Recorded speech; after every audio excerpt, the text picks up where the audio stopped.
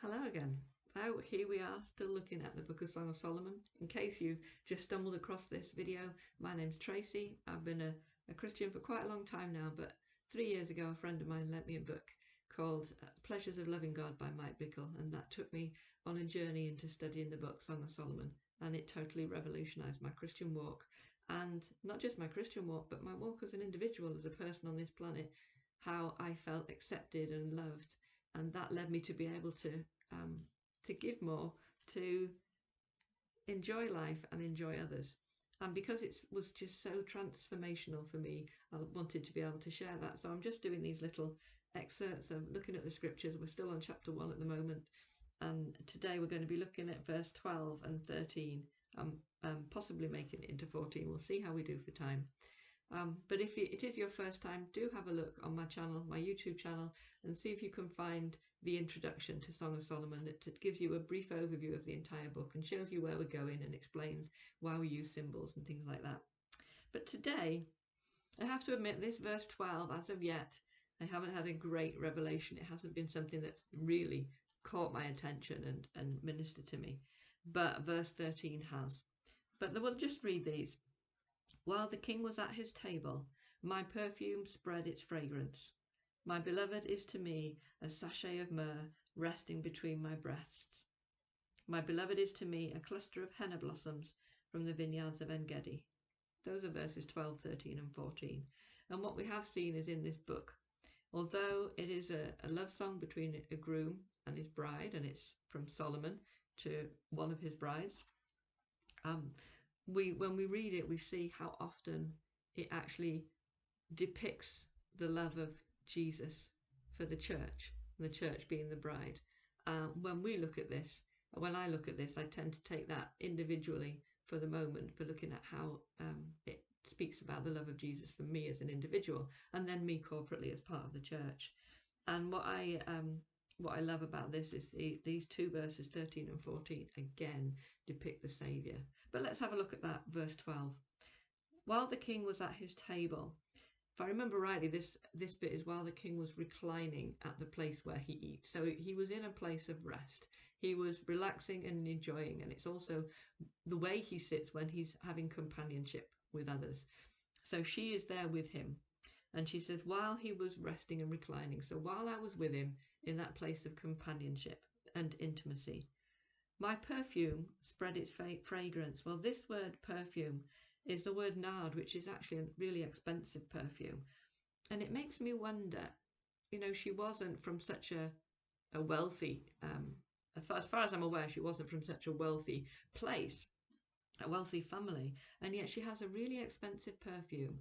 So it made me wonder, could this be a gift from her groom, a gift from the king?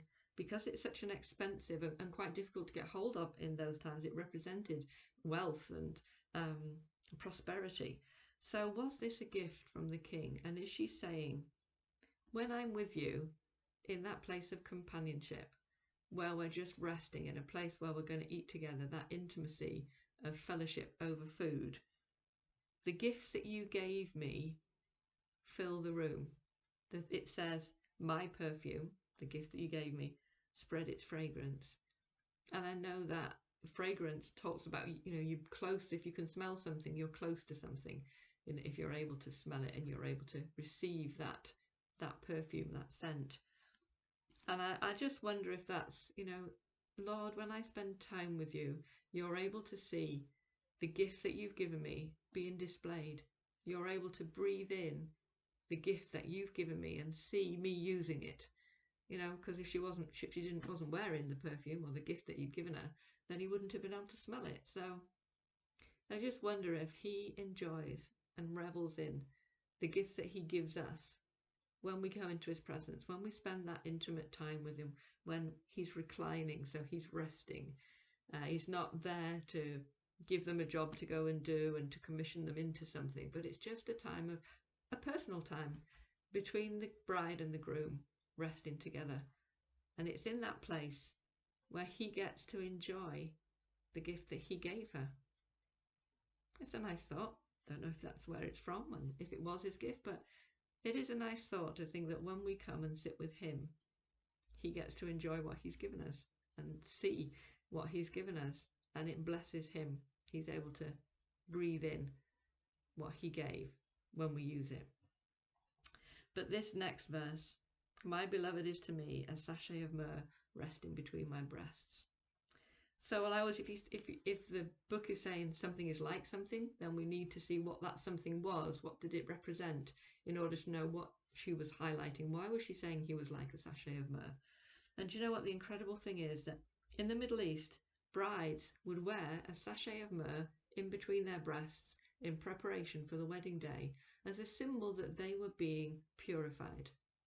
They were being cleansed, and they were wearing it close to their heart. Now then, you know that myrrh represents sacrifice. We've talked about this now, and when Jesus, in the burial times, they used myrrh. And so it represents what has happened. A sacrifice has been given. A payment has been made. A sacrifice has been given.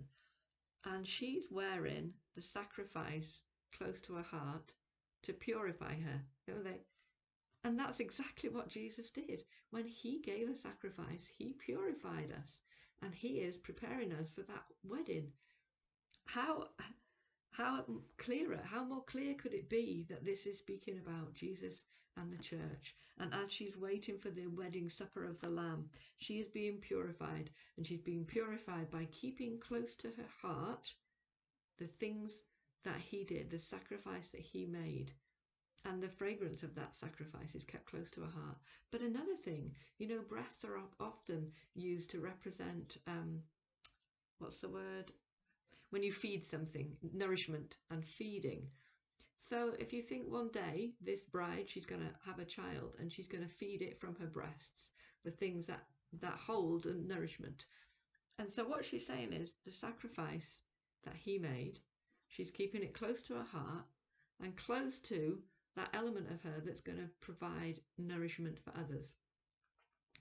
And I think that is a really beautiful picture of where our teaching should come from. When we're sharing with other people, when we're giving to other people, it should all be based on what Jesus did, the sacrifice that he made for us. Every teaching that we give should come out of his love and his sacrifice. So whenever we're trying to share with other people, if what we're sharing is going to condemn people or make them feel judged or make them feel not good enough, remember what we spoke about last time, then has it really come from that sachet of myrrh, that representation of the sacrifice that Jesus made for us so that we could be wed to him, so that we could become one with him? Has it come from there? And if you're someone who does influence others, even if it's just children or your neighbour or your colleagues at work, I shouldn't say just the children, should I? Because they're really important. They're our future. But however you influence other people, if you're teaching something, if your behaviour is teaching something, let it come from a remembrance of the myrrh, of the sacrifice that Jesus made for you, so that you could be part with him. You could be part of the marriage supper. You would be the bride. And let everything come from that place. And then when we look at this, verse 14, my beloved is to me a cluster of henna blossoms from the vineyards of En-gedi. Let me just describe henna blossoms to you. There's so many flowers. They're quite abundant in their flowers, and they're white. But when they're crushed, they produce a red dye. Another picture of the sacrifice that Jesus made for us. He was white. He was pure. He had done nothing wrong, not one sin. Never had he had a short word. Never had he lost his temper. He may have been angry in righteous anger, but he never lost his temper. He never sinned. He never gave in to any temptation. He never did the things that we do so many times every day. He was pure white like the henna blossom. And when he was crushed, his blood ran for us. And when the white henna blossom is crushed, it runs red. And interestingly, they would use that red dye and they would place it on their hands and on their feet as a decoration in a celebration. I know they still do that in India. They use henna dye and they put it on their hands. But isn't that curious that the place where we put this dye is on our hands and our feet, which is also where there was red running from our Saviour. on his hands and on his feet when he died on the cross for us. Wow. Who would have thunk? Who would have thunk that a cluster of henna blossoms would represent the death that Jesus paid for us, the death that he died, and the sacrifice that he made, alongside this sachet of myrrh that's preparing us. It's just mind-blowing, isn't it? The amount of times this one book can represent what Jesus did for us and the relationship that we have with him. It's just so beautiful. You've got to check it out for yourself. Anyway, I hope that you feel blessed thinking about everything that Jesus did for you and how he has given you everything you need for life and godliness, everything you need to be who he's called you to be. He's made the sacrifice, he paid the price, and you just need to receive it. I hope that blessed you today, and I hope you'll join us again next time. I'll see you again. Bye now.